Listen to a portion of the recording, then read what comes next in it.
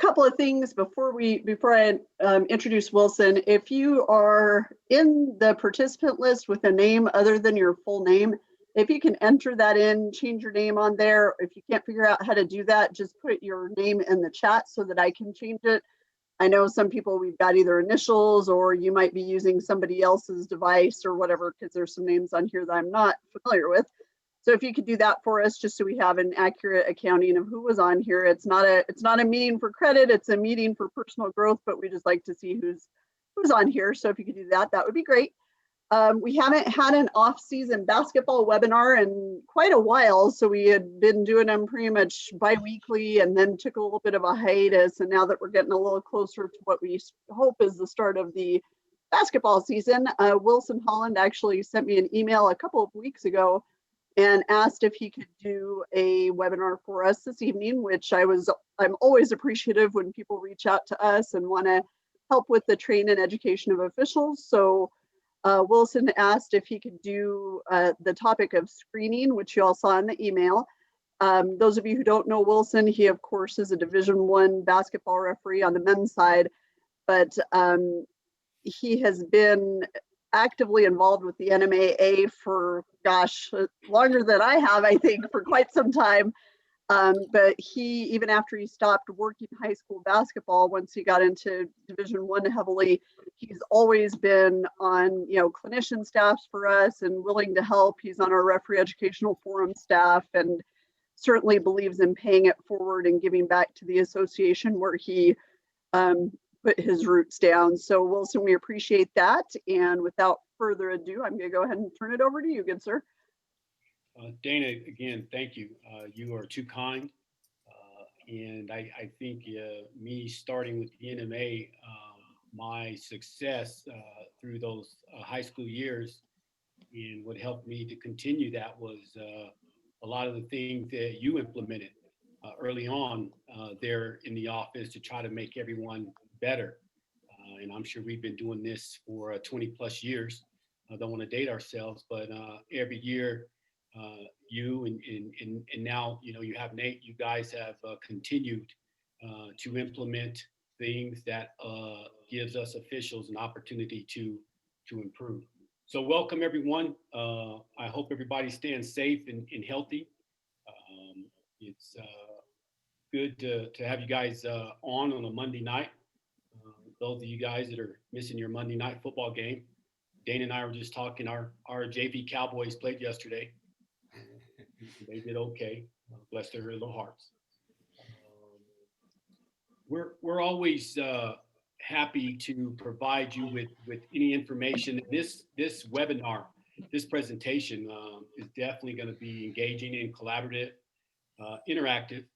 And if you guys been on with me, I'm gonna call on you because I'm here to learn just as much as you are. And the ultimate goal is to see if we can't make ourselves a little better and hopefully become like-minded as much as we possibly can, because we're still all individuals around this great state of New Mexico. After being an AD for the years I've been an AD and speaking with Sally and Dana, and the state tournament for basketball is huge. It's probably the largest event we have and the most watched event and makes the most money. It's our NCAA tournament. And we've always talked about putting a good product on the floor, and we're just not talking about the teams, we're talking about the officials. And it's the years I've been AD and watching the state tournament, Dana and her staff and all our assigners have done a great job of providing the state tournament with quality officials, and we'll continue to do that. We're going to hit on the topic screening tonight. And there are going to be some verbiage that may be used that may not be in the high school rule book or mechanics book or case book or whatever you guys may have. I've got Rob on here. I've got Cliff, Nate, Jess Martinez, hopefully Jess on, basically as a panel. If there's different verbiage, please, Nate, Jesse, Rob, you guys jump in, Cliff, and let's make sure that we don't confuse anybody, because this presentation has to do with screening, but we want to make sure that it's a part of the the high school association, the New Mexico High School Association officials, and that everybody's on the same page when it comes to what we're trying to discuss. So I've got a PowerPoint. I think I believe it's very important that we get in our rule book. And I myself continue to do that as much as possible, and it's still not enough. We had our rules test this year already for the league that I work in, or leagues that I work in, and it's been a while since I got 100%.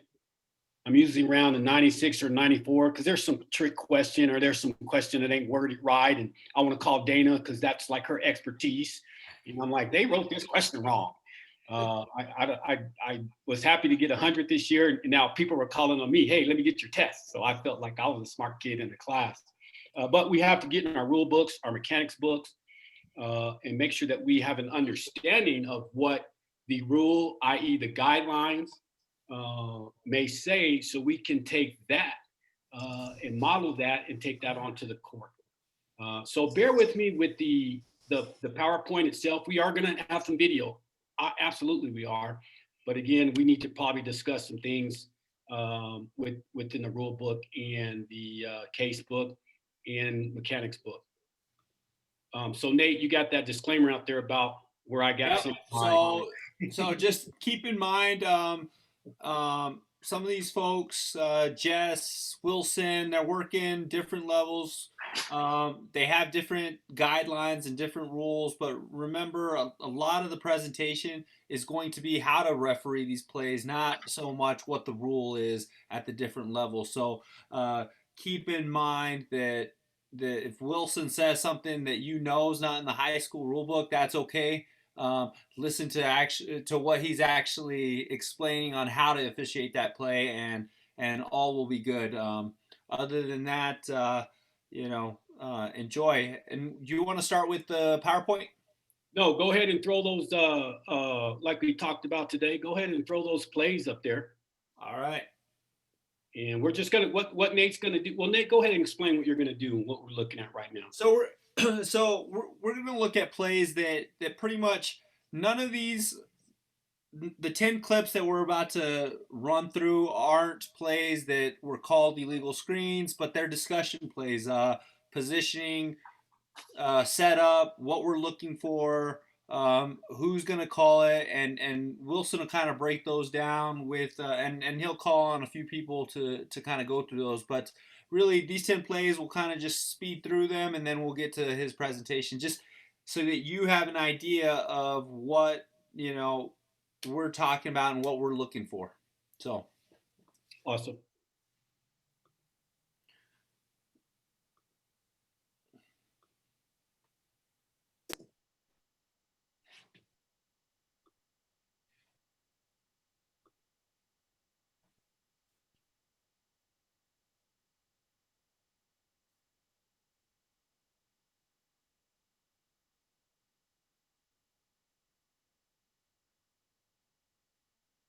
So again, you guys just take a look at the play. We're looking at positioning, best look, primary, secondary. This is a 2-referee play, not for call validation. Just are we in the right place to make the right call?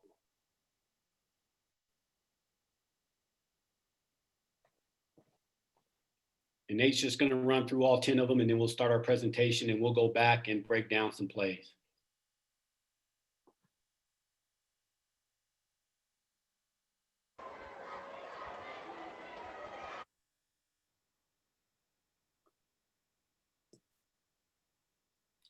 we're looking at 45.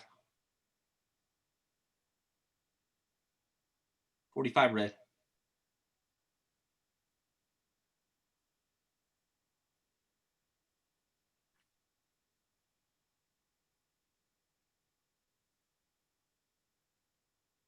We're going to look at 14 red. So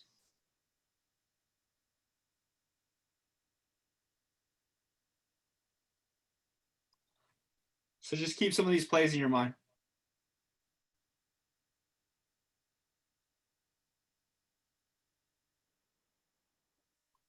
This is going to be on 1. And those happen quick, so I can go back slowly. So we're looking at one here.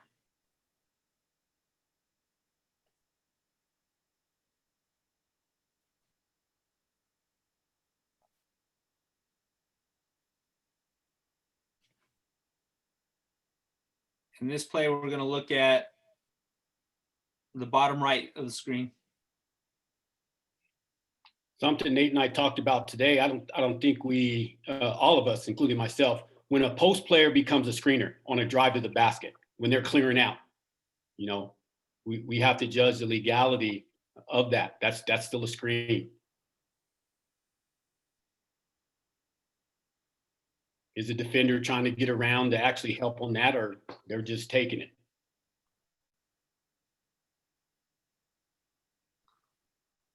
We're going to look right here in the middle lane. Boom. So number 2.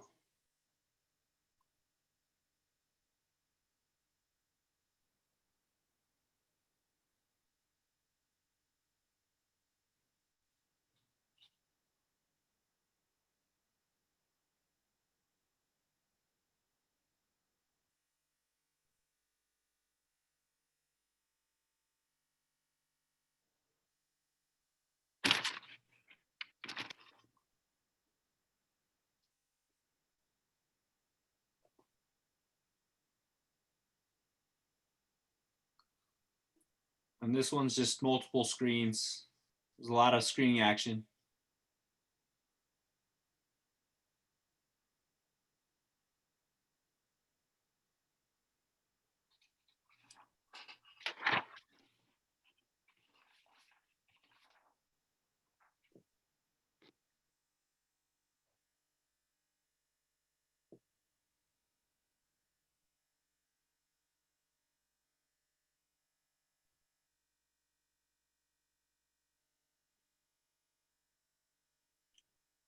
And this is just another roll.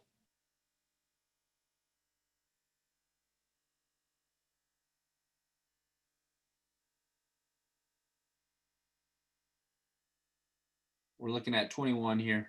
Kind of happens quick. 21 red.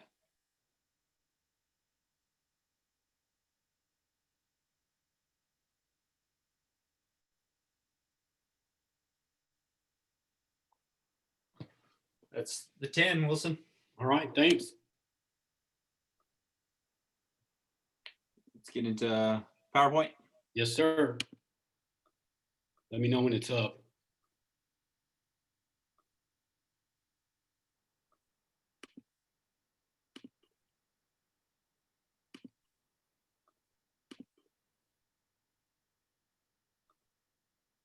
Oh, let me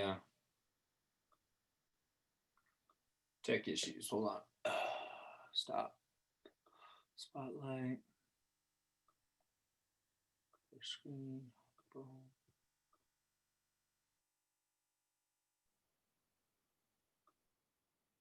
You good? Yep.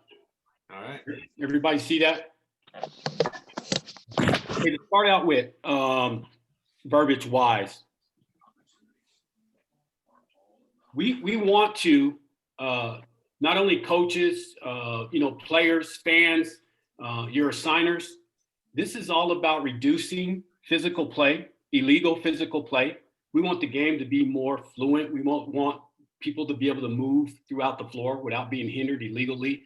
So screening is a part of freedom of movement. And what is freedom of movement? The ability of players to move freely and fluently without experiencing any illegal contact. And we're talking about rerouting, impeding, chucking, holding, RSBQ, which stands for rhythm, speed, balance, and quickness, or any other illegal contact under the rules of the game. And before we move to the next slide, screening it's a fundamental part of the game.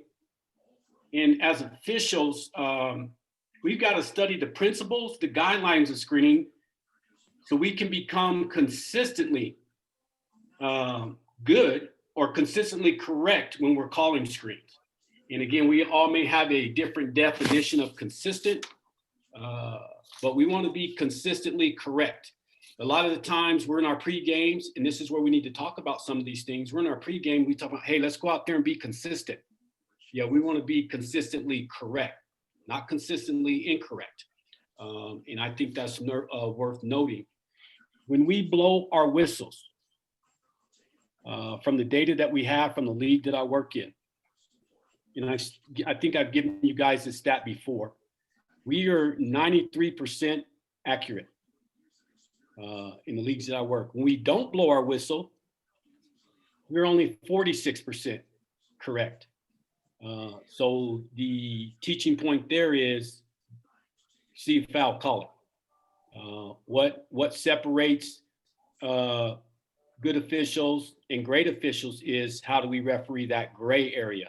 And that gray area has the ability, for us to be good at that gray area, we need to have the ability to really have a true understanding of the guidelines of the plays. Next screen, or next slide, I'm sorry, Nate. So screening has become a vital part of every basketball game. And you guys, we have to understand that with what teams are doing today, everything kind of trickles down. A lot of our screening plays are 2 referee plays. And it could be the center and the trail, or it could be the lead and the trail, because the lead and the trail are on ball side, they're on strong side, and there's dual coverage area up there, or there's just 2 referee plays where we're going to need help. So the center and the trail must be willing to position adjust, and including moving out on the floor. And, the lead, to get a better look at the play, the lead must be mindful of screens within the free throw line extended. Let's talk about position adjusting. What is that?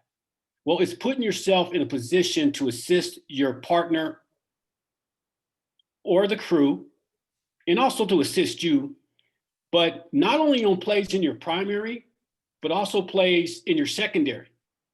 And again, don't always think of position adjustment is when I'm on the ball. Even when I'm off the ball, I have to position adjust to make sure I'm in a position where I can help the crew.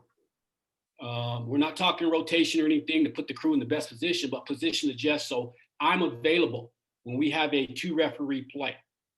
And all we're trying to get to is we want to be in the right place at the right time to be able to adjudicate the play. And the defense is going to dictate our actions. Next slide. Again, don't worry about the Rule 4, Section 35. I'm sure that's something different in the high school book, and that's fine. Feel free, Nate or Jess or Curtis or Rob, if there's something different. But a legal screen is an action by any player. And guys, I want you to understand this: offensive or defensive, with or without the ball, which, without causing contact, delays or prevents an opponent from reaching a desired position. If and when they say without causing contact, that means the screener didn't create illegal contact. There could be contact when the screener is legal and the defender or the offensive player may run into the screen. If the screen's legal, there may be some contact, but the screener itself can't cause contact. I want to go back and talk about, we're talking about screens, but we're all sitting here going, well, we're just talking about on the offense. There's a term that basketball coaches use when they're on defense and offensive players are running through the lane, and they say, hey, make sure you hedge that player. You guys understand what I'm talking about? When coaches ask defenders to get in the way to slow that offensive player down, and you're going to see some of that in a couple of clips. All that is it's a defensive screen on an offensive player to slow them down. They're trying to delay or prevent that offensive player to reach in a desired position. So we also have to, and that's a freedom of movement play, but it's still considered a screen, and we have to be mindful of that. So and again, we're going to watch a lot of plays where it's the offensive team, but I want you guys to be aware of that. A screen can be by an offensive or a defensive player, with or without the ball. We talk about legal guarding position, establishing and maintaining legal guarding position. Defender has to have 2 feet on the floor facing their opponent. We all understand that when we're talking about legal guarding position. There's also guidelines or positions when we're talking about The screener. How does a screener establish and maintain legal screening tactics? And again, we need to understand that, and that starts out with us. We need to know the verbiage and be able to sit just like we do 2 feet on the floor facing the opponent. We need to be able to have that in our mind so we understand when that happens on the floor, we go, oh, that screen's legal. They established a legal screen. Now they're maintaining it. So we have more confidence. What does that look like? The screener shall stay within the vertical plane with a stance in which the inside of the screener's feet is no wider than the shoulder width apart. Can't be wide. Can't lean into anyone running by. Can't extend the hips. Can't reach out and grab them. Okay. Even though our feet are stationary, don't let them hip check them. Okay. Or stick out their backside. And a screener's not required to face any particular direction at any time. And they need to be in bounds. So again, we're talking about establishing and maintaining the legal screen. We also need to look at, as we talk about screens, you have to think to yourself, why are screens used? And I'm going to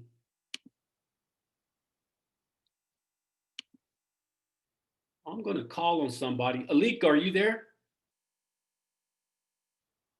Nate, Yeah, I'm here.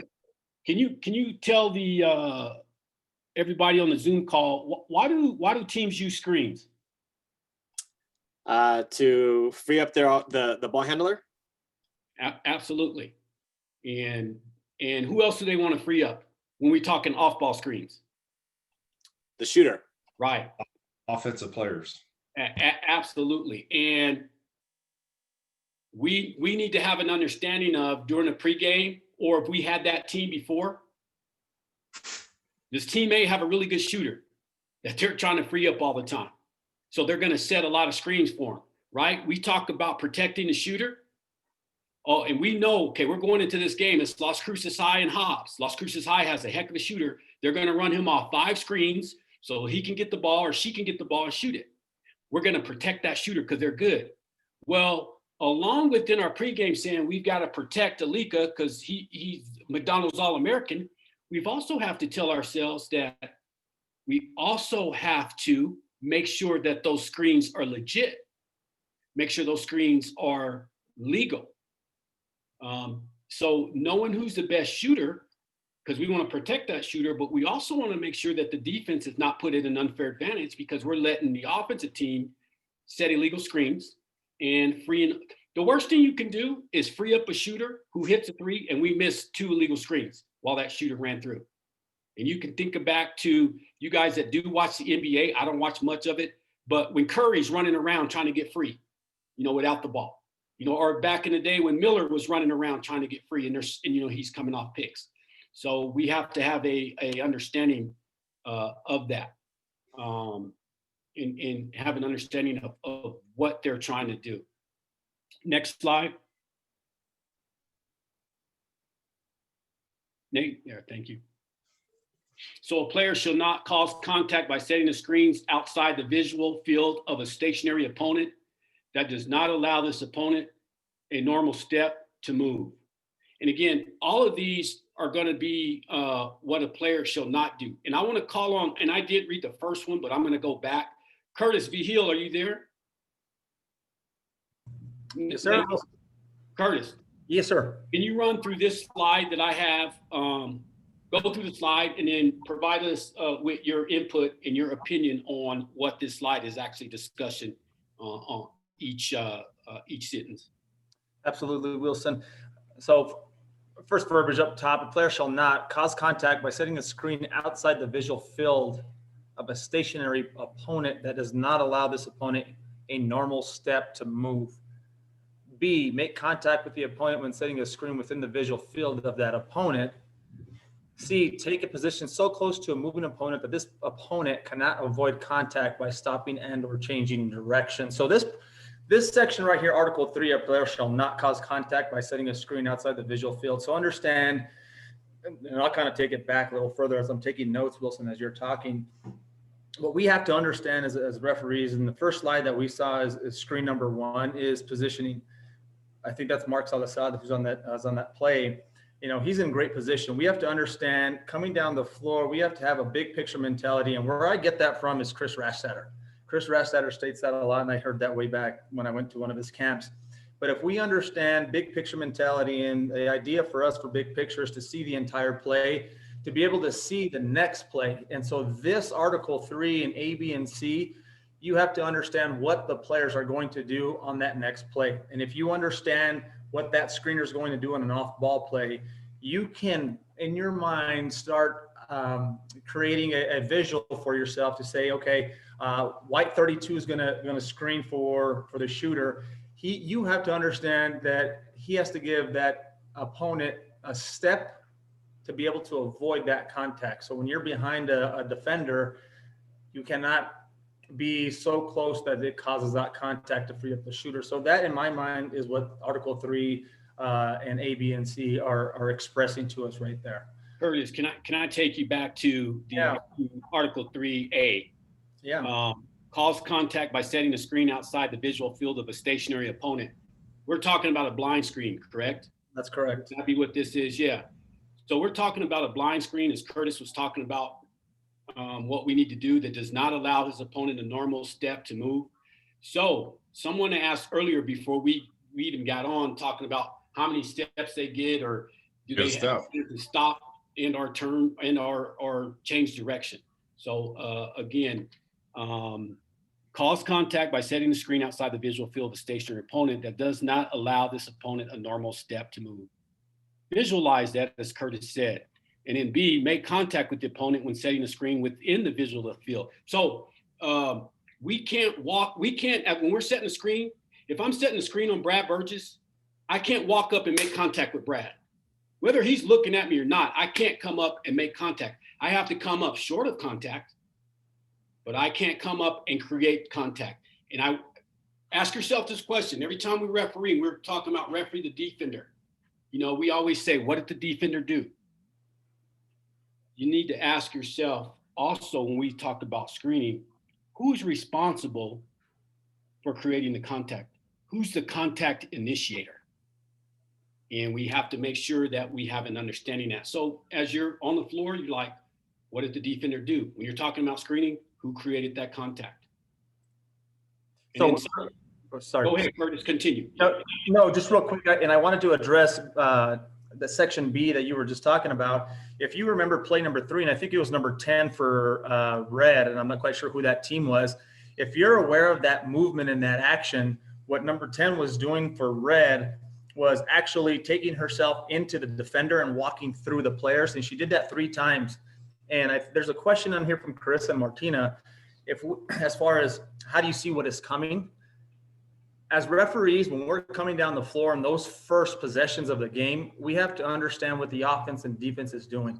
If we understand what they're doing, and especially the players, what type of movement they have, you can start creating a visual in your mind to say, okay, I understand what type of offense and defense they're running. That puts you in that mindset to see, okay, I know what potentially may be coming. I'm not saying you're going to see it every time, but you see it up and down a couple of transitions up and down the floor. You know in your mind what potentially may come as far as screening action, off-ball screens, blind screens, and things of that nature. So when I say see what is coming, that's what I'm talking about. You're going to see it and develop in transitional plays, and that where you can become a good crew chief to any dead ball situations and timeouts. You can talk about those plays.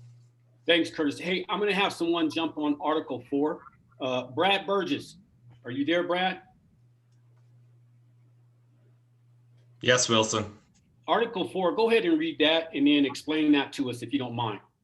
No player while moving shall set a screen that causes contact and delay an opponent from reaching a desired position. So elaborate on that for us, Brad. Yeah, so a player so when they're setting a screen, they may not cause contact or just I like to use the word displacement. Awesome. And I'm trying to maybe talk them out of what they're doing, or I might say the words stay legal. I may use those words when I'm trying to talk a player out maybe doing something that they're not supposed to be doing at the time. Those type words. Thank you. For me, and Brad was 100% correct. For me, as I shorten Article 4, it's basically telling me that while I'm moving, I better not be causing any contact. Is that when you're a screener and you're moving, don't be causing any contact. You can't move and cause contact as a screener. So thanks, Brad. I appreciate that. Camilla, are you on?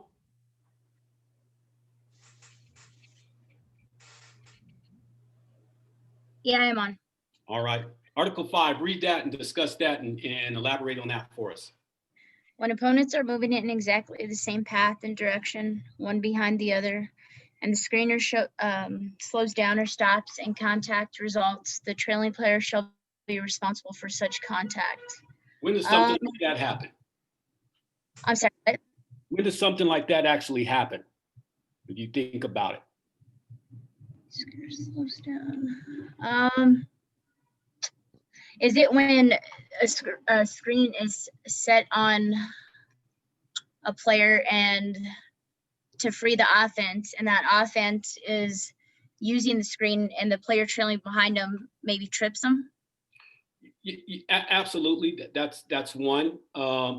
Also, you guys we've been in a game where there's maybe a 2-on-2 fast break or a 2-on-1 fast break, 2 offensive players and 1 defensive player, and the offensive players in front of they're both running down the floor. All 3 of them running down the floor, and the offensive player steps in front of the defensive player so his teammate can have a clear path to the basket. You have 2 players that are moving in exactly the same path and direction, one behind the other. That usually happens sometimes on those transition plays or those fast break plays. One of them will slow down and contact will result from a player trailing, runs into that person. We have to make sure that it's still a screen. So as those players are coming down and that player's coming in from the back, that say the defensive player is trying to move around and at the last minute, the offensive player jumps in front of them and cuts them off and didn't give that person time to stop and or change direction, then you may have an illegal screen there. So I just wanted you guys to have an understanding of what that actually means. And we see those. And I've seen you guys do a great job on the floor calling those. And same thing, sometimes a post player becomes a screener and we got to drive to the basket and they step in front of that player and turning their back like they're going to rebound, but they're actually screening. So their offensive player has a clear path to the basket. So thank you, Camille, for that. Any other questions on this slide? Next slide, Nate. So we've got Article 6 is the only one we're going to discuss on this slide. Article 7 and 7A, we don't need to discuss that. Hey, Jeff, is Jess Martinez in? Always. Hey, Jess, thanks, man. Would you read Article 6 and then provide us with your opinion on what Article 6 to 7 and how we can best interpret this in order to be good on the floor? So Article 6 is no player shall use arms, hands, hips, shoulders to force through a screen or to hold or push the screener. When this type of contact occurs with the torso of the screener, the foul should be assessed against the defensive player, even though the width of the screener's legs may exceed the legal limit. If the contact by the defender is within the screener's leg that is too wide, by rule, the foul is on the screener. So basically, the defensive player cannot push through a legal screen. So if you have deemed that offensive player to have screened within his or her body frame, and that defensive player basically tries to fight through that screen, it is on the defender. The foul is on the defender. Yeah, awesome, thanks. You'll hear coaches say, well, that screen was illegal because say the screener's legs are wide. It's an illegal screen. But the defender who's trying to get through the screen runs through the torso. As Jess just said, that's a foul on the defender running through the screen. So we have to be mindful of that as well. and understanding if that player, if that screen is too wide and that player's trying to get around the screen, trips over the leg or the knee because that knee's out, then that foul is going to be on the screener. But if the screen's too wide and the defender runs through the torso of that screener, then that foul is going to be on that defender. So does everybody understand that? That's a great point, Wilson, that you just made. Can you repeat that? Yeah, if the screen is wide, the screen may be illegal because it's too wide. They may have their knees out. If the offensive player tries to get around that screen and is kneed or trips over that wide screen, that should be an illegal screen. We need to whistle an illegal screen. However, if the offensive player runs through the torso of that illegal screen and just runs over the screener, blows the screen up, we've got to have a foul on that player running through the screen. Did I get that right? Yes. Wilson, real quick. What if the guy's a 6'5", and then you have the defender who is 5'6"? Okay. How do you justify the wideness of the screen versus a small defender? So no matter how tall you are or how short you are, your feet still have to be shoulder width. So whatever the size of your shoulders are, that's your legal, that's your POV. That's the principles of verticality. That's within your plane. Okay. Thank you. That explains a lot to me. Thank you. Yeah. Wilson's shoulders are a little different than mine. He's a little bit big, he's a little top heavy. He's Just like Rob Abney's going to be a little different from a second grader. Yeah. And Wilson too, I was going to mention right now, Robert Abney. I mean, Robert Abney's 6'7". How wide he is compared to how wide I am is going to be completely different. So just remember that as you're officiating that play. So if you've never seen a 6'8" player or a 6'9" player, it may look a little wide. Just remember that that's it within his frame of his legality of the screen. So just something to be mindful about screen action. Absolutely. And again, we must be able to recognize legal screens as well as illegal screens. And we're not going to split hairs on that. What we're going to do is we're going to call the screen or adjudicate the screen or the legality of the screen by the guidelines itself. So thanks, guys. Go ahead, Nate, and let's get to the next slide. Yep. And Wilson, there's a question in the chat box if you don't mind me. I'm sorry. Yeah, I forgot about chat. Yeah, stop Sorry, anytime. Yeah. I'm trying to be useful. So this is from Ty Friend. He said, are flat hands on the chest or back without displacement considered a foul on someone trying to get around a screen? Are flat hands on chest or back without displacement considered a foul on someone trying to get around a screen? So I don't know if you guys can see me. You mean if I have my hands out like this? I think Wilson, if the hands aren't pushing through that screen, okay, we're good. But okay, if I think that's what that means. Okay, hopefully that answered the questions. Thank Jess and to clarify that for me, because that could be just a tactile touch. I don't want to run over the guy. So what do we normally do when we're going to run into something anyway? We're going to put our hands out, or we may put our forearm out, but as long as we don't displace or dislodge that screener. So hopefully, thanks Jess for answering that question. I was, again, that's me. And Ty, actually, I think you answered your own question, honestly. You know, does it meet the guidelines? Does it, I mean, is there illegal contact?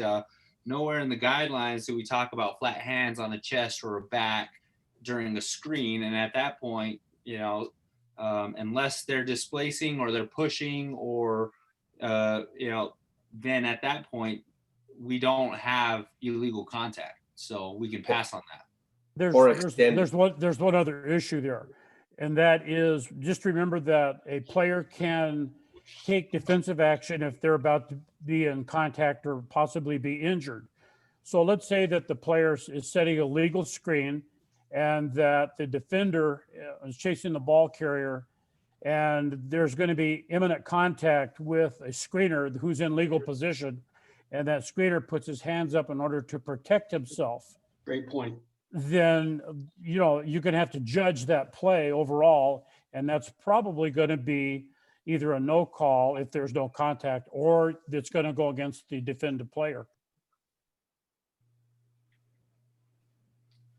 He runs through the screen. Thanks, Cliff. Outstanding. Anybody, any other chats or any other questions or suggestions or opinions? Okay, let's go on to officiating guidelines. For us, this is in the back of our rule book. We have officiating guidelines for post play, for screens, for 10-1-4, which is hand checking or body bumping the dribbler. And I make sure that I read these daily. So I have a complete understanding of what the rule book says, and then I have to go out and referee that gray area. But what is a guideline? A guideline is a general rule or a principle, and it's advice. That's what guidelines are. This is just giving us some advice of how we need to referee a screen.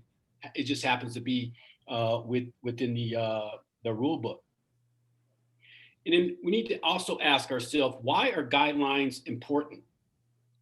They're important because a guideline provides a practical and ethical framework for decision making. That's why we have them, a practical and ethical framework for decision making. As officials, we have to make decisions. So we need some guidelines in order to make these decisions. And it also will instill a sense of responsibility and accountability, which is, again, back to the foundations of officiating. So a screen is a legal action by any player with or without the ball, which without causing contact delays or prevent an opponent from reaching a desired position. Again, a screener must be in bounds and maintain a normal stance with the inside of the screener's feet no wider than the shoulder width apart. If a player is engaged in illegal screening tactics and there is no contact with the opponent, no foul has occurred.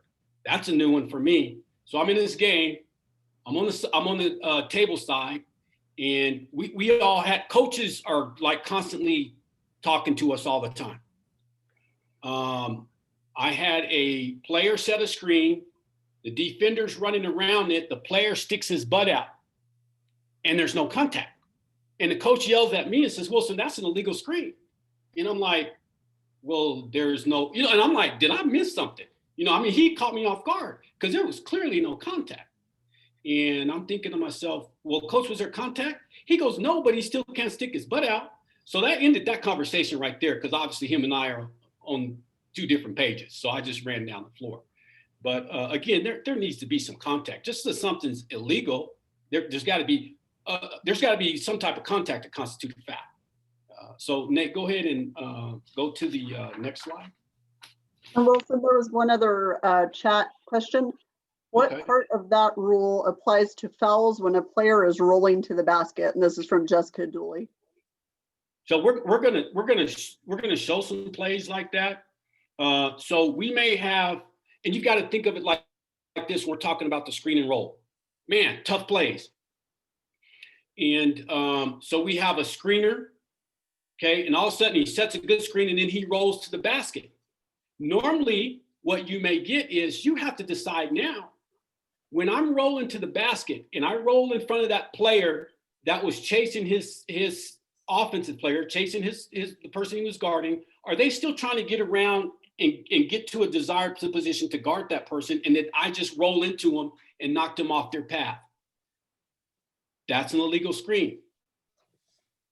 What else we have to think about is I set a screen and there's 4 people involved, 2 offensive and 2 defensive, and I set the screen and I hear switch, or I don't hear switch, but they do switch, and I have a screen and roll. And now the offensive player who's rolling, the two defensive players just switch with each other.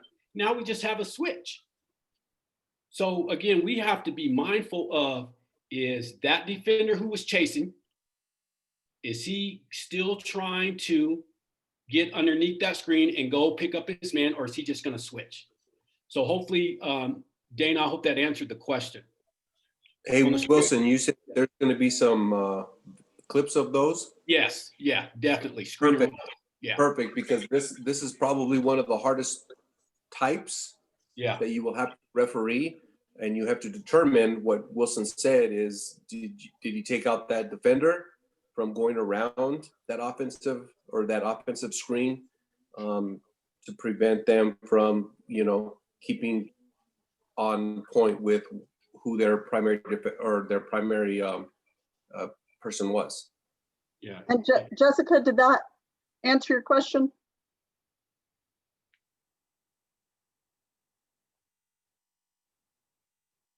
Okay, she said yes. Okay, yeah, screen and roll. We'll look at some of those plays when we get to the clips. So on this slide right here is Drew Hadley. Is Drew on?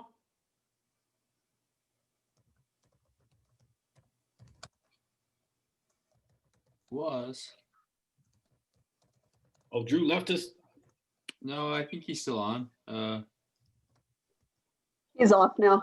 Oh, is he off? Okay. Oh, is he off? He is. I saw him on earlier, but he does not appear to be on right now. Hey, it's Jeff Hartog. Yes, sir. Wilson, I'm here.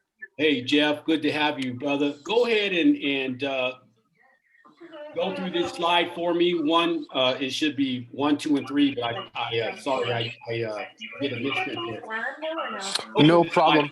Yeah. A defensive player is held or pushed off his, I can't see because his intended path around a screen by use of arms, leg, or body. So a foul shall be called when a defensive player does that.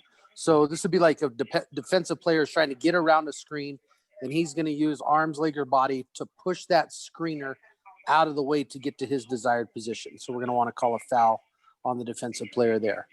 A defensive player holds or pushes through the screen using arms, legs, or body. So holds that screener, pushes him. And number 3, the screener extends hips or buttocks to displace the defender who is attempting to move around the screen. So that's like your basic hip check. And that's where we see a lot of illegal screens, guys coming around and the screener sets up and he's in good position, but the defender is going to try to move around him. And that screener decides, well, I got to get a piece of him. So he's going to extend that hip or extend a leg to displace that defender trying to get to the man. Awesome. I appreciate that. Hey, real quick, Wilson, I just want to, if there are any volleyball folks on and you do have to get to your 7 o'clock local meeting, obviously you get meeting credit for that. So this is being recorded. So feel free to leave. You're not going to be penalized because this is all voluntary. So again, just if you need to leave, feel free to. If you've got enough meeting attendance for volleyball already, then you obviously can stay on if you need to. Thanks, Nate. Can you go to the next slide? Can you get Luis Salcido on? Luis.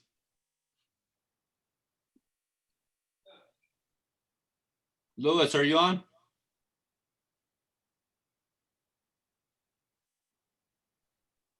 It's showing that he's on. Luis, are you there? Hey, let's go with Lucretia Garcia.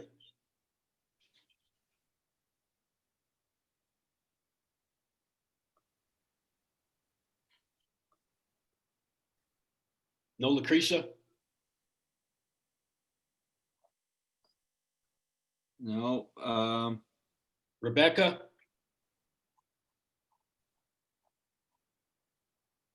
Yeah, I'm here. Rebecca, go ahead and take this slide for us if you don't mind. All right. A foul shall be called when the screener extends the legs beyond legal width and trips a defender who's attempting to move around the screen. The screener sets a blind screen outside the visual field on a stationary defender that doesn't allow the defender a normal step to move. And also the screener setting a blind screen outside the visual field on a moving defender and doesn't allow ample time to stop or change directions, usually 1 to 2 strides. Thanks. Again, back to number 4. Thanks, Rebecca. We're talking about a screener extending the leg. So you're running around the screen and all of a sudden they stick their leg out and they trip you. Okay, if you adjudicate that screen is too wide and that player tripped because that screen was too wide, we need to whistle that. Then we're talking about a blind screen and you're stationary and it doesn't allow you a normal step. I've got some plays. I don't know if I can get through all of them. I missed a couple of these. Blind screen comes up from behind and the player's turning to move at the same time and then they didn't get a normal step. And then the last one, always remember this one, stop or change direction, which is usually 1 or 2 strides. So again, a screener sets a blind screen on someone that is moving, not the screener's moving, but the defender or the person being screened is moving and it's blind, that person gets 1 to 2 strides, or layman's term, do they have an opportunity to stop and or change direction? Rob Abney, do you have anything to add to that?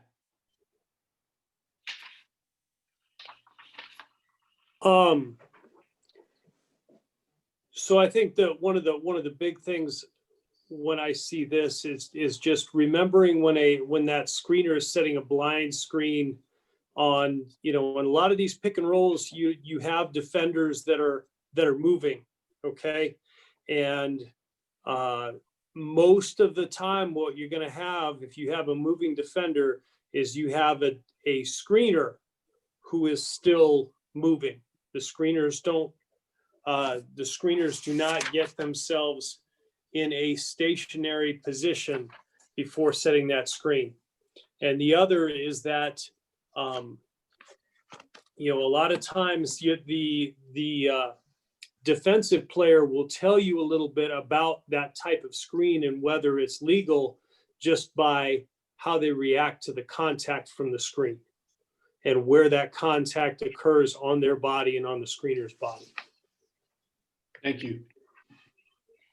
So we looked at, it should have been 1, 2, 3, 4, 5, 6, but Wilson put 1, 1, and then he went to 3. We went, there was 6 articles or 6 sentences about when a foul should be called. 2 of them were on the defender, but 4 of them were on discussing the screener. So have an understanding of that. Go ahead to the next slide, Nate. So I don't know if you guys can see this. This kind of break, and again, this is in our mechanics book. It may be Nate, Jess, Curtis, Rob. This may be different in the high school mechanics book of where we're looking at for screens. And I don't even know. We do not have this. And when I was looking at this, I was like, oh wow. So Cliff, take notes. This is a good diagram and this is a good philosophy. So again, you take a look at the 3 positions of our goal and our standardized guidelines to officiate screening actions. Look at the areas in which we may have a primary whistle or it's going to be a 2 referee play. And you can see where the center is, there's a dotted line, free throw line extended all the way down to the end line. But again, anything in the middle could be a screen that the lead may have to pick up. So again, that's, you guys don't have that in your mechanics book.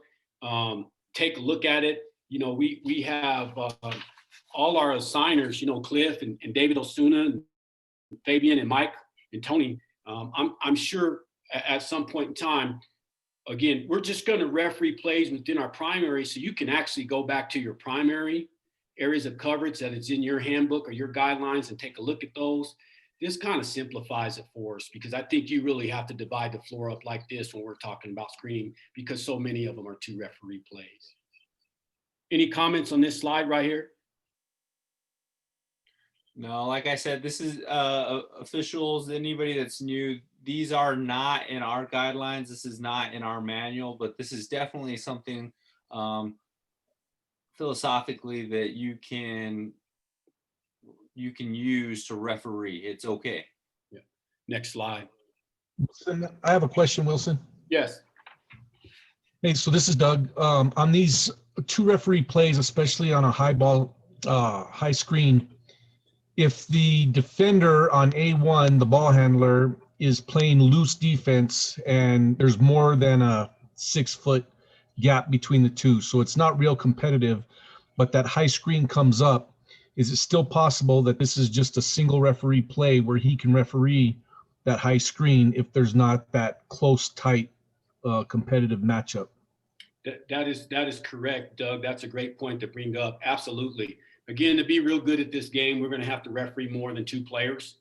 We enjoy the help when needed, but if there's nothing competitive, you may, like Doug just said, you may have someone with the ball, and then you may have the defender who's 6 feet off of them. And then you Correct. have someone up that comes up and screens that person. So that's not competitive. We have to go to the competitive matchup. Doug brings up a good point. A competitive matchup doesn't mean the ball and the defender.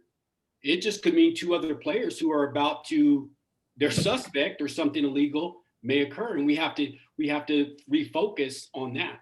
So Doug, that's a great point. Doug, while I have you. So your play isn't really the guard that's guarding the ball handler. Your play is going to be right where that screen is, and not necessarily with the ball handler. Absolutely, great point, 100%. And Doug, while I have you on, go ahead and read through this slide for me. Oh, I wasn't looking to do that, but okay. All right, so Article 2, high ball screens above the three-point arc. There are dual responsibilities as it relates to coverage for the trail, center, and lead officials on high ball screens. Doug, could you talk to him about where a high ball screen is? So when I'm looking at a high ball screen, I'm looking at above the free throw line toward the top of the three-point line in that area there. It even could be higher than that, but that tends to be the area where we see these high ball screens. And so free throw line extended and above? Correct. I would say within the confines of where the lane lines are. That's usually where I see a lot of high ball screens, are up in that high area up there. And I could be wrong, Wilson, but one of the things that I really notice about high ball screens is a lot of times it's a post player that's coming up to set that high screen, rather than another wing or another guard coming around from the side. Although they do happen on handoffs and things like that. Those high ball screens, usually I see that post coming up in that high position. The screen is set and then they roll to the basket, like we saw in one of the videos that you just showed a little bit earlier. That seems to be what I see on the high screens. Awesome.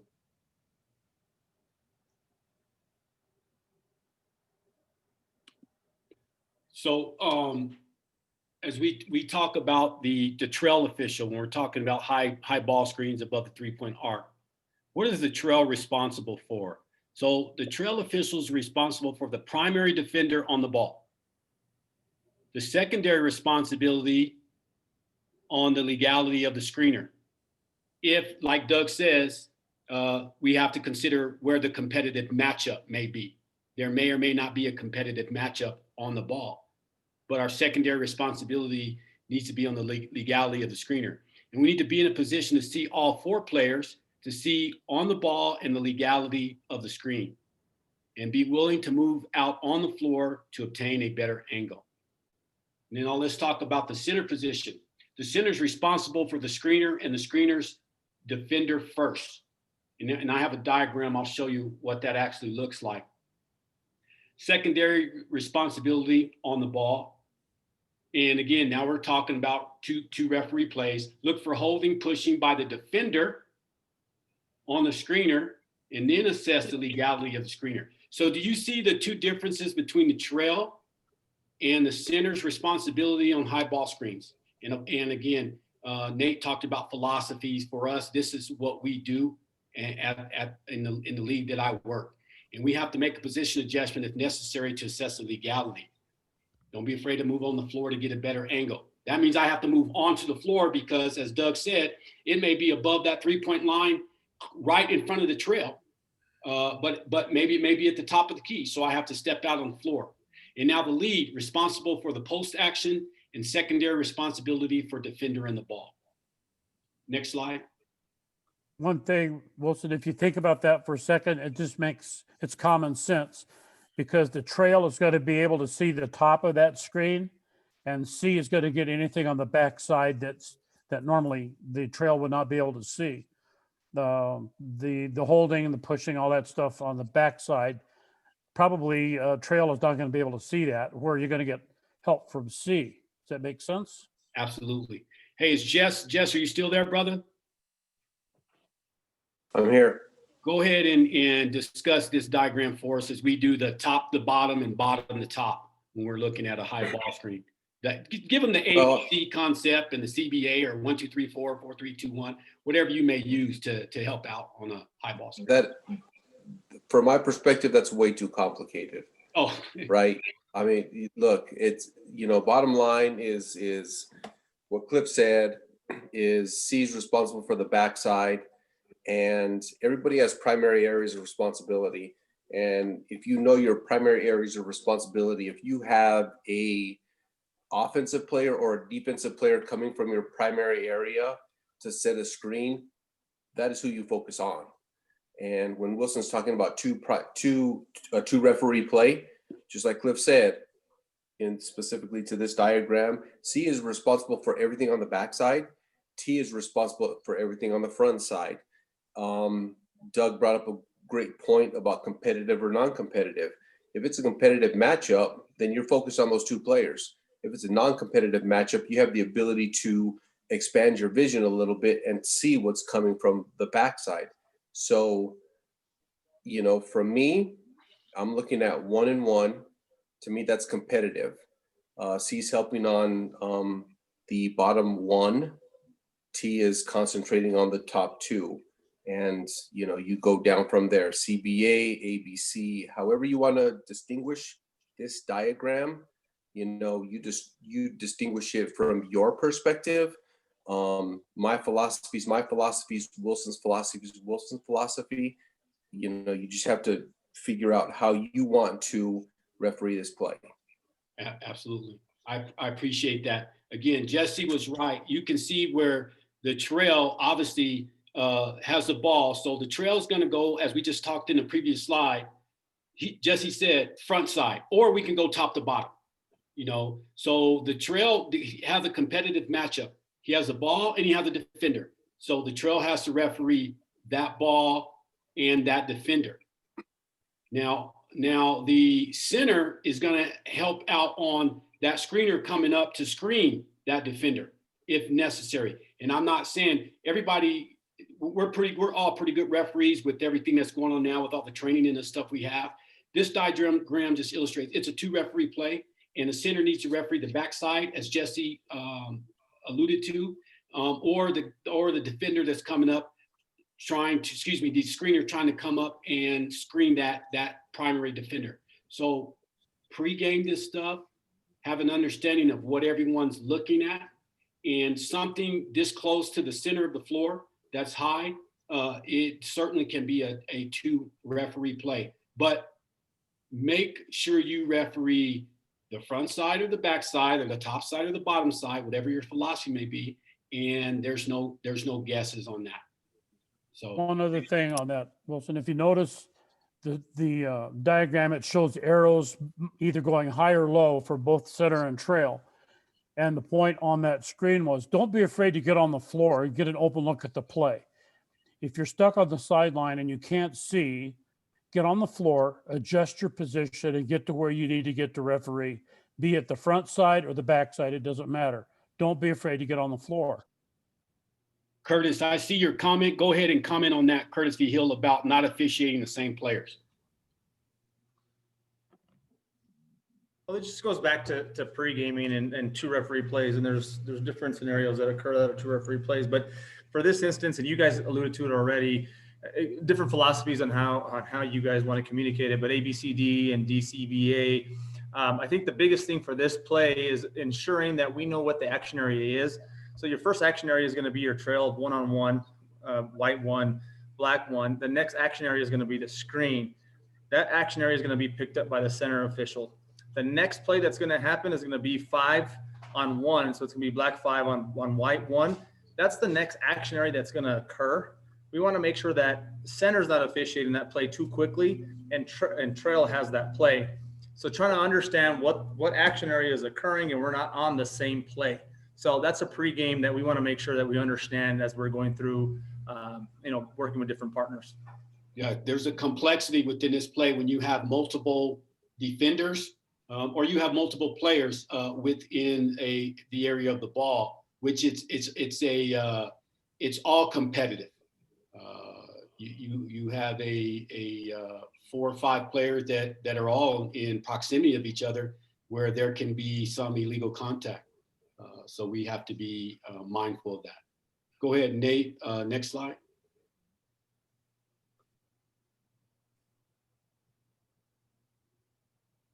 Is Yolanda on?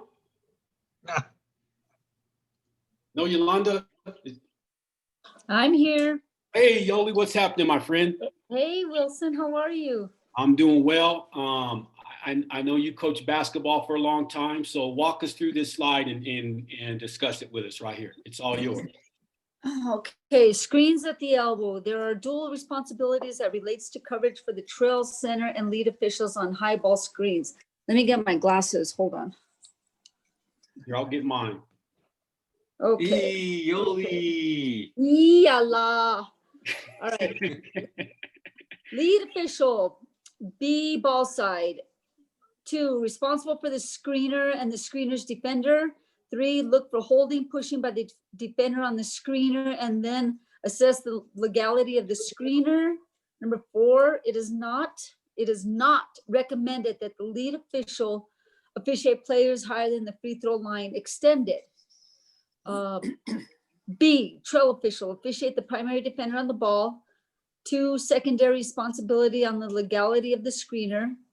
3, be in position to see all 4 players to see the ball and the legality of the screen, in most cases closer to the sideline. Just real quick on that, I want to make a quick little comment.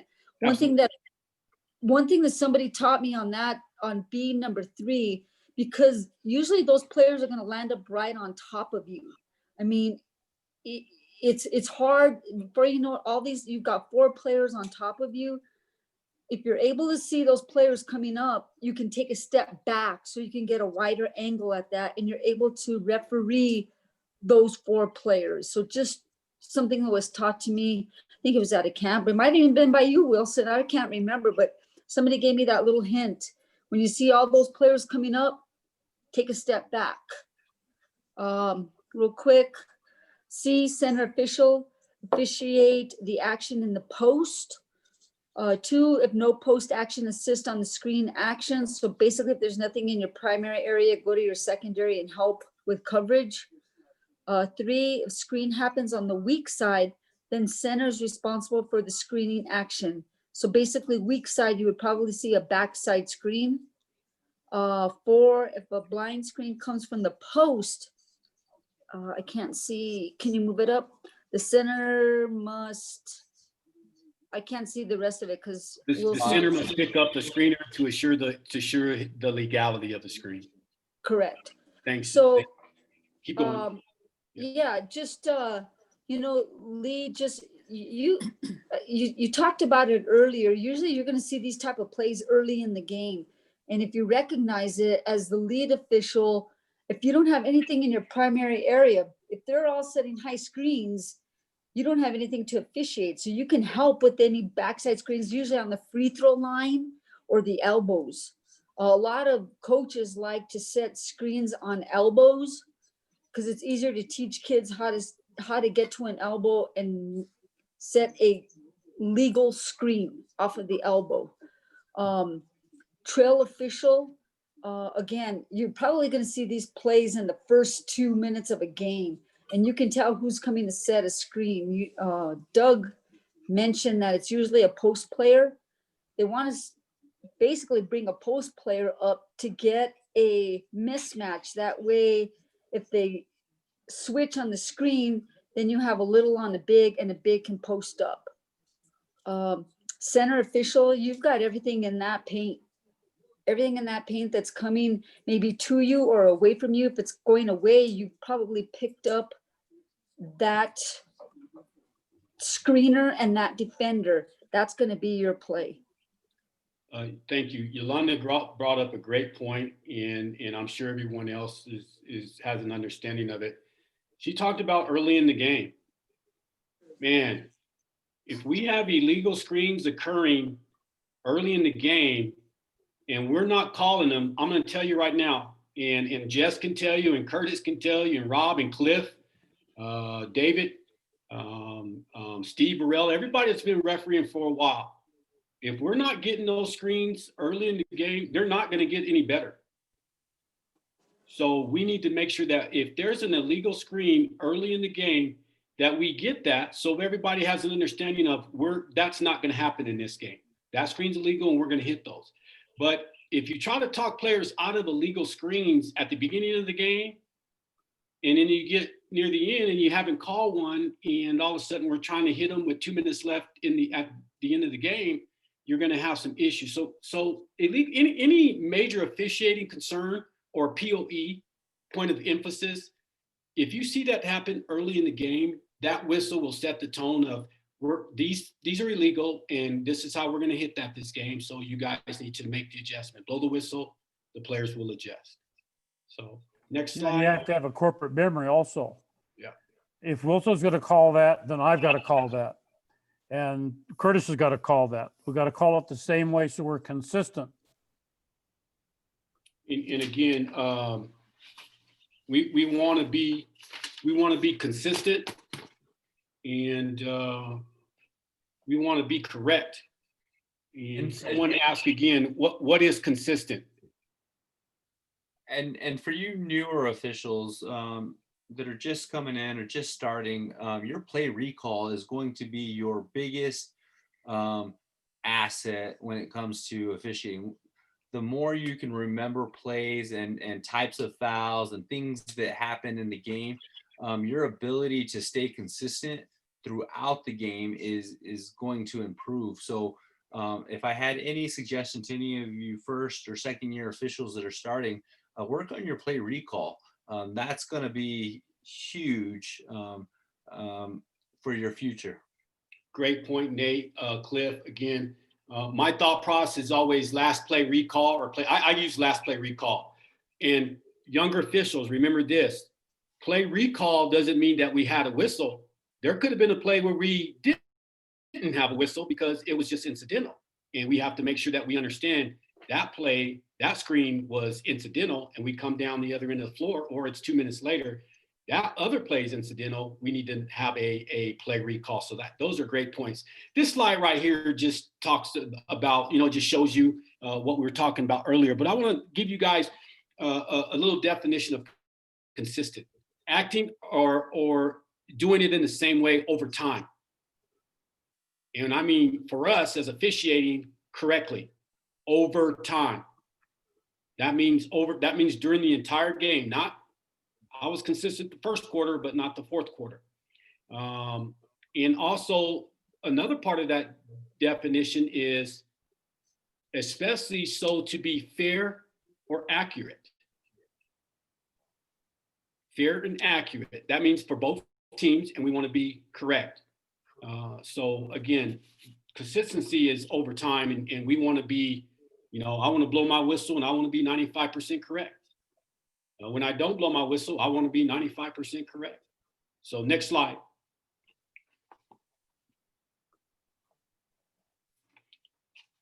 Nate, in the high school rule book, is there incidental contact? There is incidental contact. So is there this is in Rule 4 definitions for us. Yeah, you put me on the spot. Let me pull that up. And again, I mean, it's just important. I just hopefully there's a section on incidental contact. It will talk. I believe in illegal contact we talk about. Let me see. Okay, and again, the reason I brought up incidental contact because Rule 427 in the high school rule book. In the high school, an incidental contact is contact with an opponent which is permitted and which does not constitute a foul. Contact which may result when opponents are in equally favorable positions to perform normal defensive, offensive movements should not be considered illegal, even though the contact may be severe. So there are 5 articles on incidental contact. So I implore you guys, read that. Read what the incidental contact is. That's going to help you with your gray area. So for us, and we're talking about screening, and we have more in our incidental contact rule too, but we're just talking about screening today. So contact that does not hinder the opponent from participating in the normal defensive or offensive movements shall be considered incidental. What's the other word that we use for incidental? Marginal. Again, we're trying to get marginal out of our verbiage, but I'm still going to use it. We still use it. A player who is screened within the visual field shall be expected to avoid contact with the screener by stopping or avoiding the screener. Don't get to run over the player. And a player who is screened outside the visual field may make inadvertent contact with the screener. Such contact shall be incidental, provided the screener is not displaced when he or she has the ball, or when he or she's just setting the screen. You don't get to knock the screener over. So again, get in your rule book and make sure that we have an understanding of incidental contact. And I think that is it, Nate. And we can go to some plays. Candace, are you on? She had texted me and said she got kicked out. She was trying to get back on. That was about 5 minutes ago. Okay. Is David Osuna on? Yeah, I'm here, Wilson. Okay. Be ready to take this first play. And again, we're going to look at some video. So what we're looking at first is when we break down video, we're looking at positioning, best look, position adjustment. Is it my primary? Is it my secondary? Is it a 2-referee play? And then we can talk about call validation. But so this play was actually sent to me about 40 minutes ago by Mr. Doug Bullock. So we'll play it first. It's actually a pretty good clip. And Doug sent it? Yeah, Doug just sent it to me. So let Doug take the play. David, you could take another play. Very good. Have Doug take his get to my. Yeah. David owes me one. You share your screen, Nate. Yeah, I'm trying to spotlight. I'm trying to find my other screen. Where am I? Mexico activities. Here we go. Spotlight video. Oh, I was about to do it for you, but you got it. Cool. And then I'll get this out of the way. And we will play.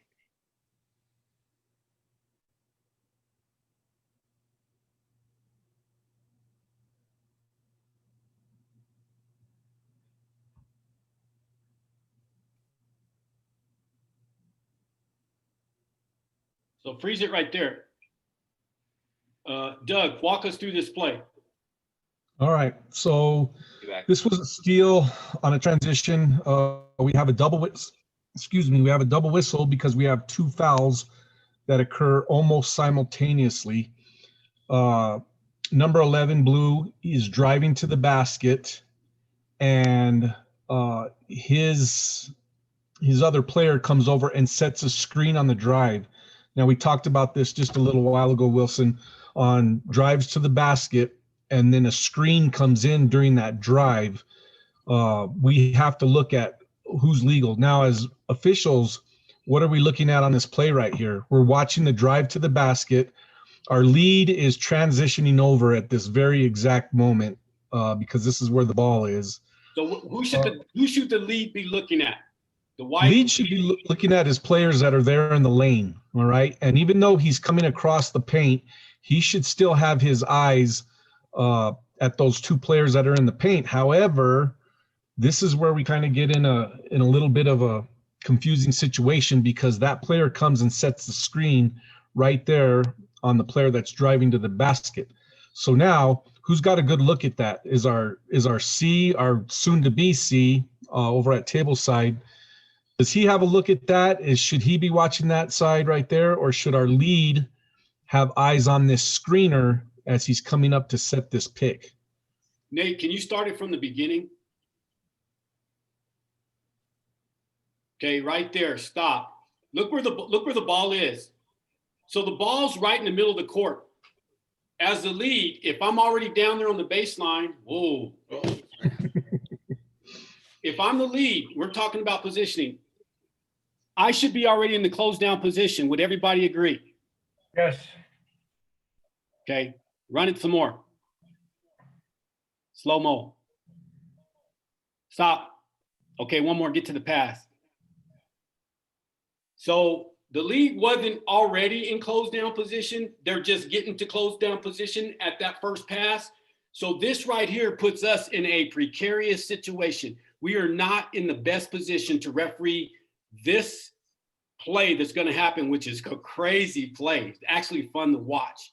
So we have to take this play all the way back to the beginning when that ball was at half court, and it's, even though it's not over half court yet, well, it is, but even if it's coming down in the middle of the floor and I'm the lead, I've got to be a close down, maybe even pitch in the paint, because I can see what's going to happen. So it would be better if we had that lead already over there, and that C could go ahead and transition. That new trail that's going to be the center, they got a long way to go. Now stop. This is what I'm talking about too. Sometimes, guys, we've got to pick up the pace. We've got to pick up the pace. If I'm the trail coming, I've got to hustle my butt down and make sure wherever I can get, and I'm talking about going to be the new C now on the opposite side of the floor that we can't see on the bench side. I've got to hustle down and make sure that I can help my crew out being able to see through those players in that paint. Hey, quick question. Yeah. Quick question, Doug.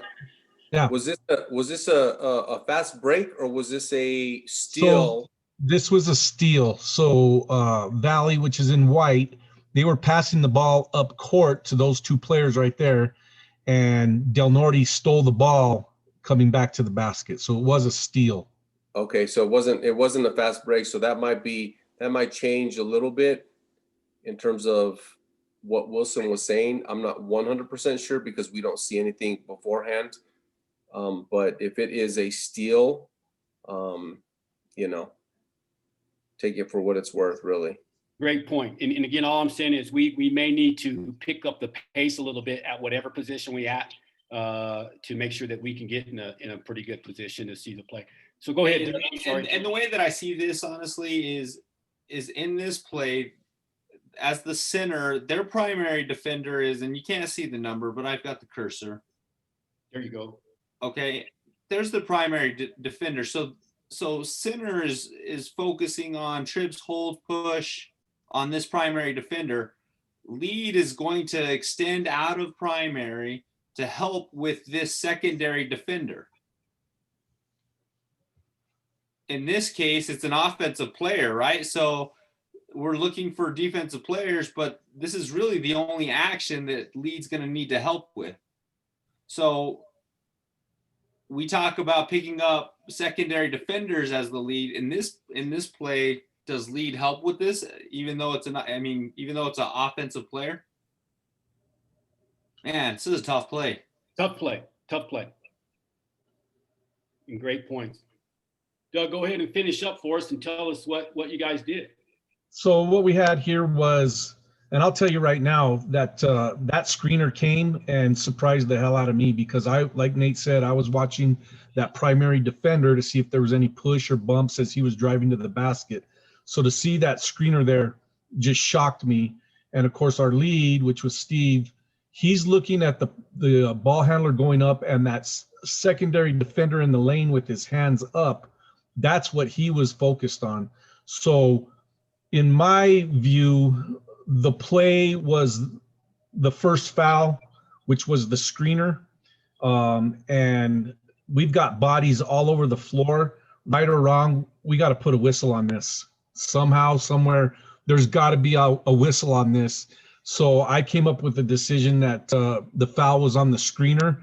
I don't know if he was set or not, but I said that he wasn't, and we shipped it the other way. So actually, I think, in all honesty, the best official on this play needs to be the trail. Our trail is just getting back into position, because they were starting off on that new transition when the ball was stolen. So now they're probably about 3 or 4 steps out, maybe, if that. But you're right, they've got to get into position quickly. Hey, and these when we start talking about crew savers, if you want a definition of a crew saver, this is the definition of a crew saver. These are plays where the trail, yes, they're crossing 2 lines, they're completely out of primary, but if they know what happened on this play, absolutely come in and save that, and that's where your intestinal fortitude comes in as a trail to help on this play, because I mean, you have to know that your center and your lead would be guessing on a play like this. So if trail, you actually had information on this, feel free to put a whistle and you close down and you save the crew, and Cliff gets a call or gets the clip and he's proud of the crew. So for whoever wants to answer it, there's a question in the chat and it says, new guy here, could the foul not be called on the primary defender? Is it because the screener was not set? Primary defender was defeated. So I think what he's saying is, and I think Doug just talked about it, it caught Doug by surprise. So if you're talking about the primary defender running over the screener, is that what Jamie? That's what it sounds like. Yeah, if you're talking about the primary defender running over the screener, absolutely, we probably need a whistle on that, and that's what we probably could have had here. But again, yeah, very complex play. But to Jamie's new guy, could the foul not be called on the primary defender? Yes, it could have been, because the primary defender ran over a screener. So we have a double whistle. Okay, so mechanically, just for a second, Doug, what did you guys do mechanically since we had a double whistle? So I decided to take this the whole way, because right away Steve was coming up with an offensive foul on that secondary defender under the basket. So I saw that we both had whistles at the same time. I felt like that my foul was first. So I came up with a first foul and decided that the foul was on the screener for an illegal screen, and we shipped it the other way, negating that play that was under the basket. So bam, bam is basically what I came up with at the moment. So again, great job, new guy. What Doug said is correct. We're not going to try to validate the play, right or wrong or indifferent. What Doug did was says they had a double whistle and he came in and get first foul.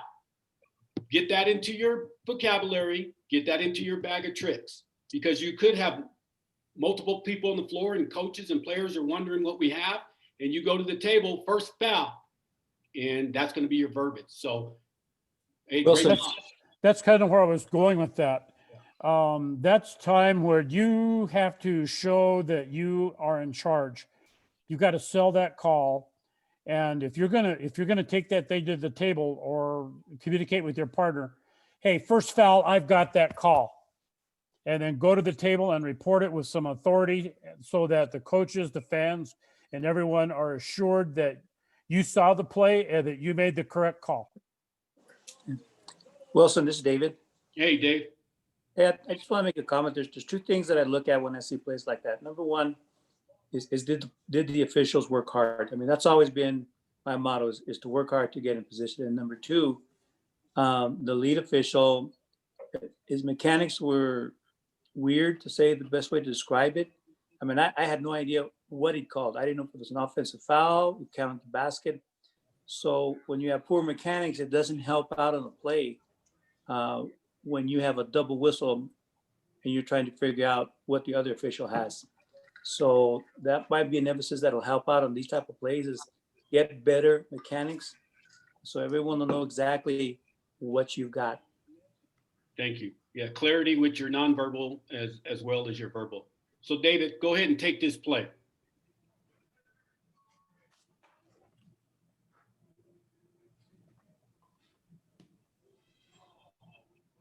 Okay, they're not doing nothing. Oh my gosh. Easy on the guy that's controlling. Go ahead and start it back. And again, we're free. Stop it once. Okay, right there. Go ahead, Dave. Okay, go ahead, Nate, run it a little bit for me, please.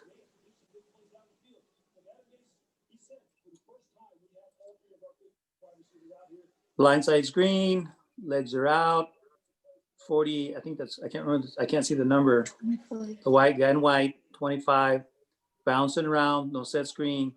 Not only once, but twice, legs are out. I mean, and we don't have a whistle on this from the trail. The center should be watching that and helping out as the two referee play. and he is not at this point. So, You consider this a blind screen? oh gosh, it's a horrible blind screen. Yep, and then he sticks his knee out to boot. Those are all the 6 areas that you covered earlier. Yeah. So what were those guidelines that make this illegal? Blind side, legs out, It's not time and stationary. distance, not stationary. And then more importantly, to official play, the center has to help out and look at those front and rear screens. Awesome. Anybody else have any comment on this play? Hey, Wilson, this is Jolie. Yes. Okay, I don't see the trail official anywhere. Where is the trail official on this play? Not where he needs to be. Okay, so we're already in a bad position to referee this play. There you go. Yeah, because you can't even see the trail. The C, he should have taken a step up. You have 1, 2, 3, almost 3.5 defenders up above the free throw line. That should be an indication as the C, you need to come up, take a step up and help out with this play. Absolutely. All right. So Yoli, tell me where the trail should be with my cursor. Tell me where I need to move my cursor. Go to the sideline opposite, The other side. the other side. Are we looking at the C or the trail? The trail, you said trail. Yeah. The trail's on.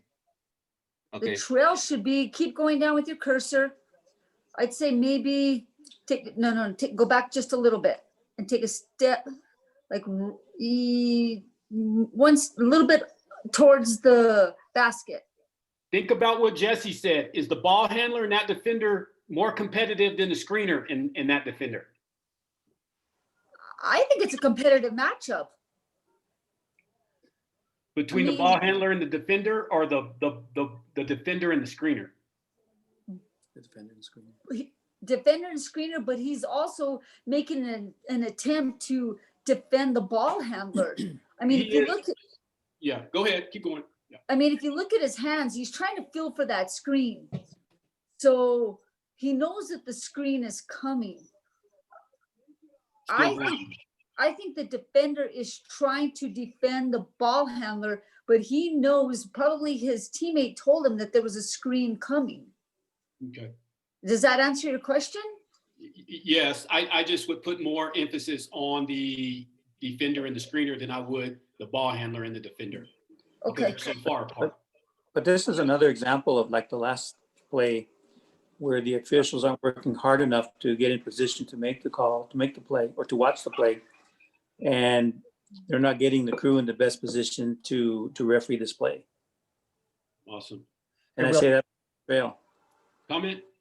Yeah, this is Curtis. Just real quick on that play. The difficulty of the play is not the primary defender on the play. It's the mindfulness of us referees trying to adjudicate that primary defender and the screener. So in my opinion, that's not a primary matchup. The primary matchup that's occurring right now is going to be the screener number 25 White and that primary defender. And now he's filling for that screen. So now your action area turns from primary defender to ball handler over to the screener and the primary defender. Now you have to understand the complexity of what is that screener trying to do and what is that primary defender trying to do. And if it dissolves, in my opinion, there's nothing illegal about that pick. Thank you. Hey, Josh, can you take this play? Sure. Run it. Good luck.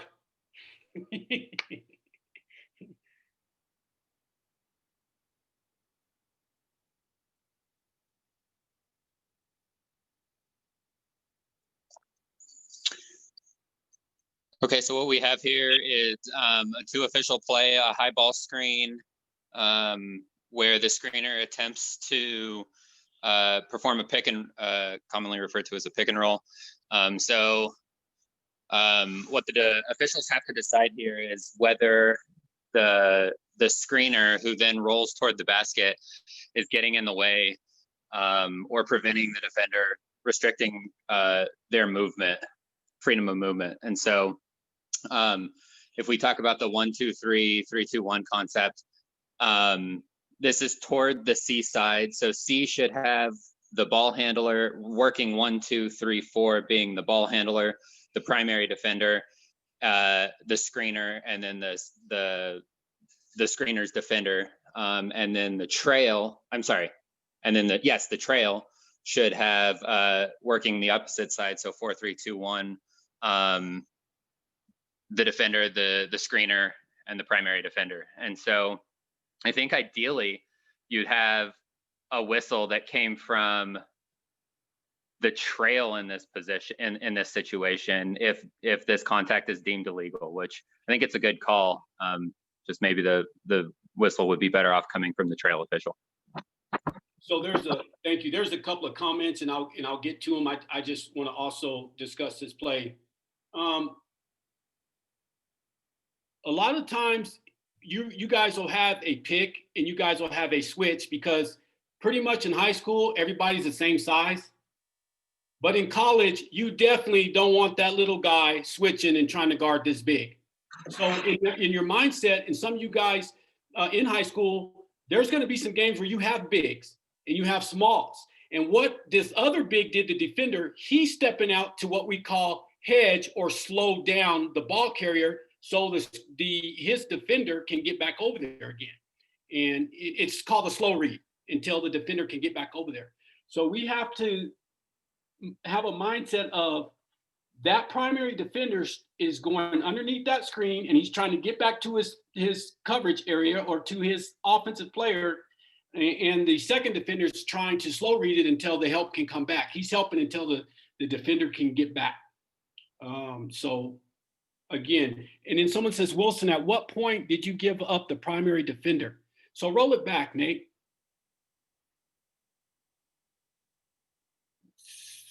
Right there, stop. It's non-competitive. I left the ball handler. I went on the primary defender right now, but I'm also on the offensive guy setting the screen and roll. And that is where my eyes took me after that separation between the ball handler and his primary defender. So Drew, hopefully that answered your question. Get Drew on. Hey, Drew. Lord. Did that answer your question?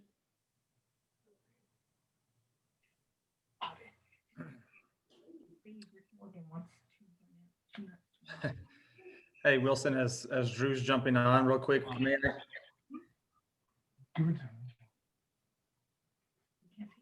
Wilson. Go ahead, Curtis.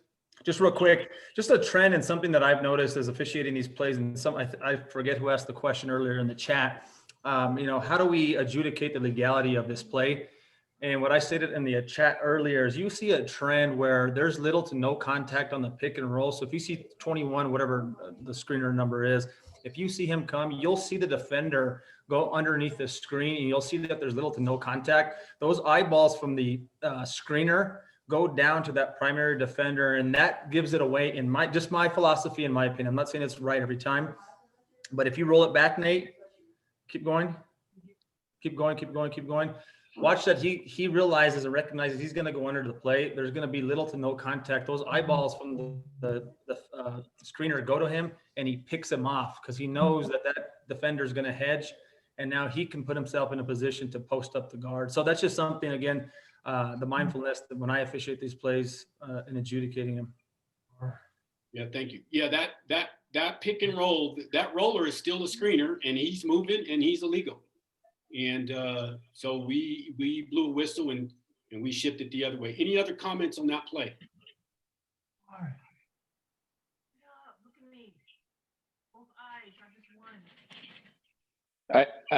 This is Josh again. I think the last thing I'd say is, at least the hardest part for me on those plays is trying to determine whether that defender is legit switching and staying with the screener, or is trying to get past back out to the defender once the other guy hedged. So I think, So- Yeah. So Josh, let me give you some tips on that. A true switch, that defender, that's the big guy that went out there on the ball handler, he would have came up on him. But the way to recognize it is I'm just jumping out and I'm going to slow read this thing. He's still continuing to back up. He's just trying to slow that ball handler down until the offensive guy can get back. So the difference between that and the switch is if I'm really guarding that guy, I'm probably most likely going to switch and I'm going to get up in his grill and stop him, not slow, try to stop him and not slow him. So just try to think about that a little bit. okay, thank you. David Archuleta. Is David Archuleta on? Yeah, go ahead. All right, Dave, take this play for us.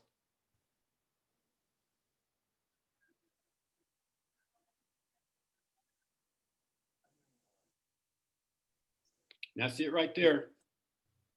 We have a high elbow pick there, and then there's the pick. He runs through it. And we have minor contact right where you had the handoff. So that's a handoff screen. Yeah, it's just a incidental in my eyes. He's just trying to run by the pass occurring at the time, and I don't see enough contact to blow a whistle there. So let's talk about that. And we're not going to talk about the severity of the contact. Let's just talk about the guidelines. 0 is definitely guarding 23 or whoever the ball handler. So 22. So the screen, the screen, let's talk about it. You have a moving defender, right? We're all good with that. Defender's actually moving right now. He's moving, trying to get there. Is the screener that handed off the ball, is the screener also moving at the same time? He is, but I believe it's part of the continual motion. In my eyes, that's just in my eyes a flow of game where I don't see the severity of the contact. Okay, so in the screening guidelines, that does not play a role at all. That screen is illegal. It prevented that defender to get to a desired path illegally. We have a moving defender and we have a moving screener, and there's contact while he's moving, and it's not blind. We should have a whistle on this. This is an illegal screen. And now the center or the trails got a good look at it. The centers also have a good look at it, but for whatever reason, we decided not to blow our whistle. I got dinged for this on our game grade. So run it through again. And I want you to just talk about the guidelines, not the severity of the contact. Regardless of how severe the contact was, it stopped 0 from getting to where he needed to get. Now they had to switch, and that's not what they wanted to do at that point in time. So again, we need to get that. So is that you standing as the trail there? Yeah, it's Wilson Hall in the trail. And we also we have the lead on that ball side, and we talked about it earlier in the PowerPoint. You don't want the lead to go above the free throw line extended, but is there anybody in the leads areas? Who's the leads refereeing? No competitive matchup in the leads area. So the lead can extend their coverage area, and we can help out if we have a look at that. We don't want to guess.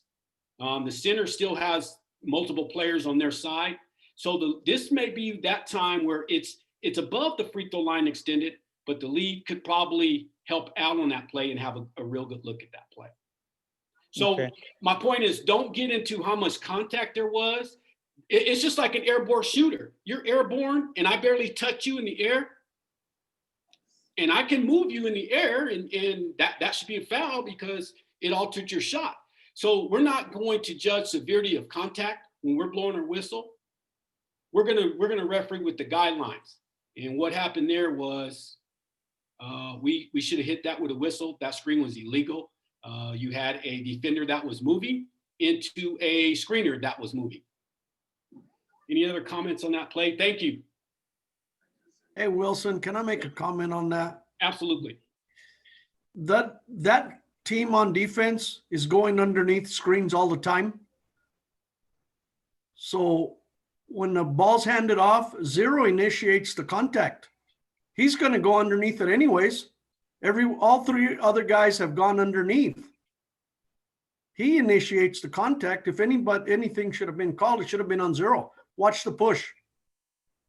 So I agree. so white or 0 red, they're both 0. Yeah. So let's get back to the guideline though. Whether he has his hands not or pushing him, the screener is still moving into his path and he wasn't set when the contact occurred. So just because I have my hands out, I don't have to run into him with my chest just because I have my hands out. I disagree with you. Yeah. Okay. And that's fine. 0 was stepping to make the pass. What do you want him to stop in midair? No, By rule, he has to stop. Yeah, even though you have the ball, you can still be a screener. So you're still under the guidelines of the screener, whether you have the ball or not. If you go back to what the guideline says, a screener can be someone with the ball or without the ball. I'm not arguing that point. I'm saying he's taking a normal step to. The rule is, guys, the rule is 440, Article 2, letter C. The screener must be stationary. And yeah. Except when the screener and opponent are moving the same path in the same direction. The screener must be stationary. I agree that that's a normal motion, but the fact of the matter is this: he steps out to set a screen, and he's not stationary when that contact occurs. Right, and I agree too. It's a normal motion to roll around and give him the ball, but like it or not, he becomes a screener. So those are tough plays. I appreciate the input, and again, I think then the rule's wrong because that you're penalizing the offense for running their offense. No, so David, here's the deal though, and we're starting to see these plays more and more. I understand. And again, and this is okay. These types of plays were meant to gain an advantage on, and so what our rule books are telling us is these are illegal because they are gaining advantage, and that's why we're starting to see these called more. I mean, don't get me wrong. 10 years ago, we're not even thinking about these plays. Absolutely, Dave. We're not even 4 or 5 years ago. We're not in our league, not even thinking about that. Dave, this is David Archuleta. What I'm seeing is the person becoming the screener is actually pivoting during the moment that he's handing off, and he still has control of the ball. So he's essentially just pivoting with the ball. Is that still illegal? And at what point do you determine he's the screener compared to him handling the ball? So I got a play where I'm going to show you the guy still has the ball and he pivots into a guy and it's an illegal screen. So you're illegal. Yeah. Okay. Yeah. Okay. Thank you, guys. Where was that play? I can try to find that one. I think it was in it was in Vegas at the WAC tournament. I don't know if you can just try to find it, but let's just go hit the other ones. Or great conversation, guys. Is it that one? Yeah, I think it may be this one. Let me see if I can't get focused real quick. Hold on.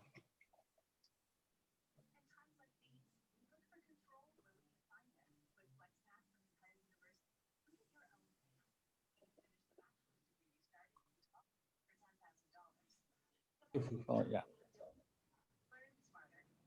So you guys see this play? Really? Yeah, this is David again. That's pretty much a pass and crash. Pretty much a pass. He hands off. Oh yeah, that's.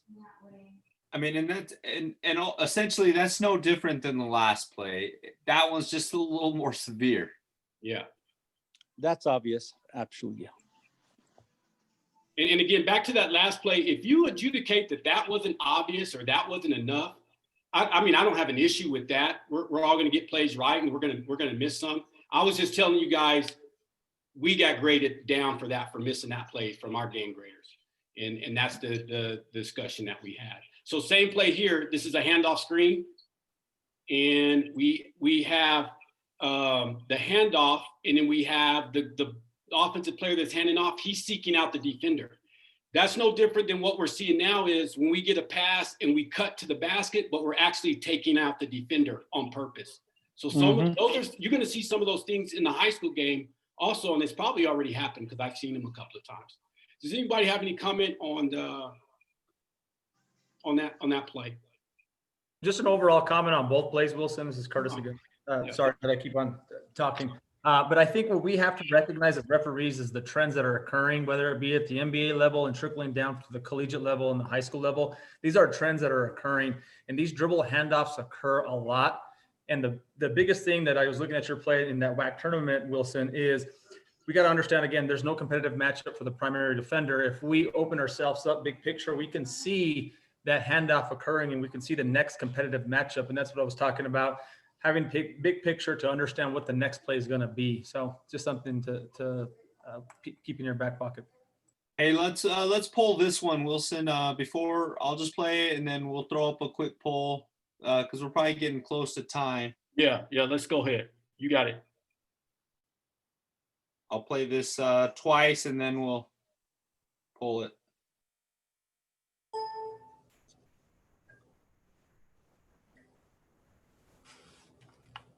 All right, one more time and then I'll run that poll. Dana, I may need you to run it. Let me just double check. Sounds good. Let me know.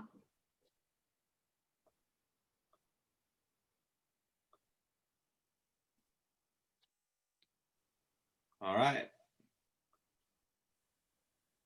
Looks like you got it going. Yeah, I can't see result. I can't see anyone, so you'll have to read off the results. Oh, okay.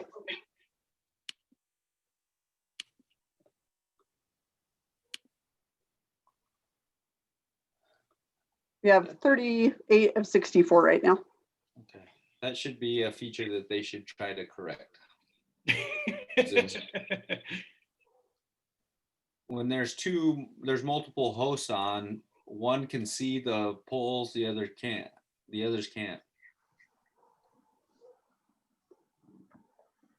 And then I want Omar Mollett to walk us through this play and let us know what his decision was and why. Where are we at, Dana? 46 of 63. Okay, About I'll give it about 73% another have voted. 10 seconds. Okay. Legal or illegal?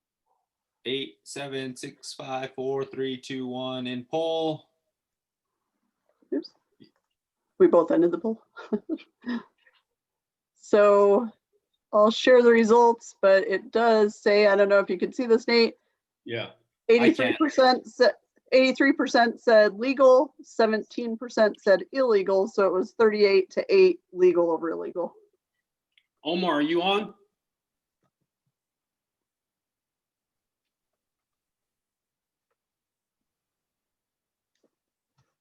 Omar. Mollett is. Yes, I'm here. Go ahead. Okay. What's up, man? How you doing? All right, how are you, brother? I'm doing well. What was your decision on this play? Illegal or legal?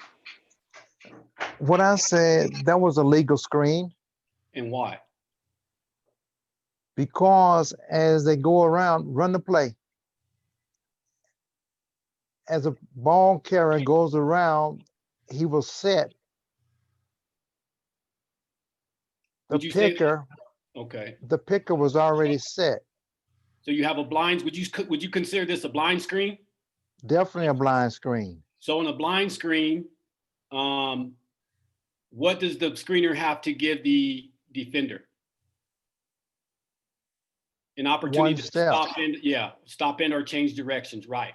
Absolutely. So stop and go or change directions. Yeah. Does anybody want to comment on why they thought this was an illegal screen? I saw we had some people thought it was an illegal screen. Anybody want to speak up that had illegal screen? So we can get your thoughts. I had a legal screen. Okay. Weren't you guys talking about his legs were too wide? His legs are wide. Okay, okay, that's a great point. That's a great point. And we're going to go back to what Jesse and I were discussing earlier. His legs are wide. So does number 2 run into his leg or does number 2 run into his torso? It runs into his leg from my view. Okay, run it again. But you guys said that, I know he's 6'8". I'm assuming he's about 6'8", 6'7", but he's not a wide frame. Yeah, I agree with you. I don't disagree. His legs are wide. Yeah, they are too wide. I mean, that's the way I pick in a Gus Macker tournament. You know what I mean? Right. But if you look at where the defender steps, he steps right between the two legs. So he runs into his torso, and that's the look that I had on the floor.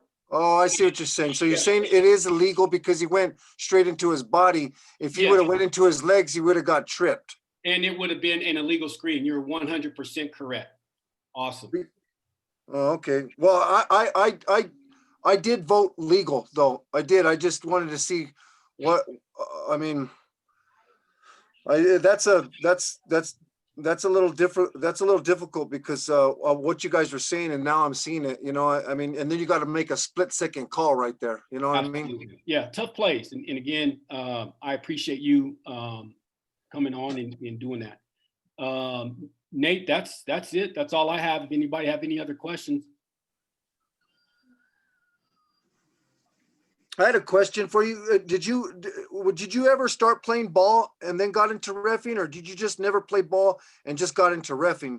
Because a lot of people that I've noticed that play ball and try to go to reffing, they have a hard time adjusting than people who don't play ball and just ref. And I was an Alamogordo Tiger, baby. I played basketball down there in Alamogordo, New Mexico. So I was a high school basketball player. Obviously wasn't good enough to play. I played college football, but I grew up playing basketball, loving basketball, thought I was Magic Johnson. Obviously, I wasn't Magic Johnson, so that's why I referee. So you you played ball with the Hollies, which I played ball against the Hollies. The Scotty Holly was and Lenny Holly, they were a lot younger than I am. An old guy. I was baby back in there in the mid 80s, baby. I was giving you some props, my bad. Any other questions? Wilson didn't just play football at New Mexico Highlands. He was an All-American at New Mexico Highlands. So just got to brag on Wilson. He's a little bit of a Hall of Famer. Yes, he is.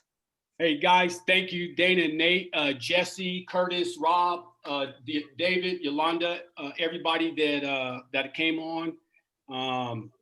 If there's any other topics that you guys would like to have a webinar on, please send Dana an email. A couple of weeks we can have one on rebounding. We can have one on block charge. We can have one on atypical type plays. Boy, do I have some of those. So whatever topic you guys want to discuss, maybe in a couple of weeks or in a week, you send Dana an email and our panel will get together and we'll make it happen. And I just Hey Wilson, from the NMOA, thank you for volunteering to do this. Thank you. I want to thank Dana and Nate. Nate, I know you collaborated with Wilson, so thank you for that work. And Dana for the foresight of having these things on a consistent basis. And this goes back to when COVID started. So thank you all from the NMOA. Absolutely. And thanks, Jess and Wilson. Thank you so much for coming to us and volunteering your time. Certainly, Nate, I know you're the tech guy for all of us, I think. So thank God for you, because I'd be like trying to get VCR tapes and stuff. So that's how old school I am. I'd be like, we're watching film. Where's the Betamax? But anyhow, thank you, Wilson. We really appreciate it. And Jess and Cliff and Curtis and Yoli and everybody else who participated. It was a good discussion. And I think everybody, that's a tough topic. Wilson could probably give about a 3-day presentation on that. So we appreciate your time and attention. And we do have this recorded. We'll send out a link to everybody. So should you want to go back and take a look at anything, it'll be at your disposal. So everybody, please stay safe, stay healthy. And if you need anything, again, like Wilson said, if you have topics you'd like for us to cover, send those my way and I'll let the experts know and they'll get something rolled out. So have a great shout outs, Dana. What's up? A couple shout outs to those newbies that are on here for the first time. Anybody that's out of state, that's not a part of our association. Hey, a big congratulations and a thank you to Kayla Peterson. She's on this. She is no longer with the New Mexico Officials Association. She's taken her talents to Salt Lake, and so we'll definitely miss you. And so good luck out there. But thank you for joining us, and you're always more than welcome. Anyone that leaves our state is always more than welcome to join us. Hey, you're always part of the NMOA family, no matter what your zip code is. So Kayla, when he said that you were leaving, my first reaction was I was going to say boo, but that's rude. So good luck in your new ventures there, and feel free to join in with us at any time. Like I said, once you're one of ours, you're always one of ours. So definitely thank you. Thank you. Thank you, guys. This is awesome. And thanks, Wilson. Thank you. Well, everybody, Thank stay you. safe, stay healthy, have a wonderful night, and hopefully we'll reconvene here in a couple of weeks. Yeah. Hey, good job, Will. Thanks, man. Thanks, guys. Good job. Good job. Thanks. Good night, y'all.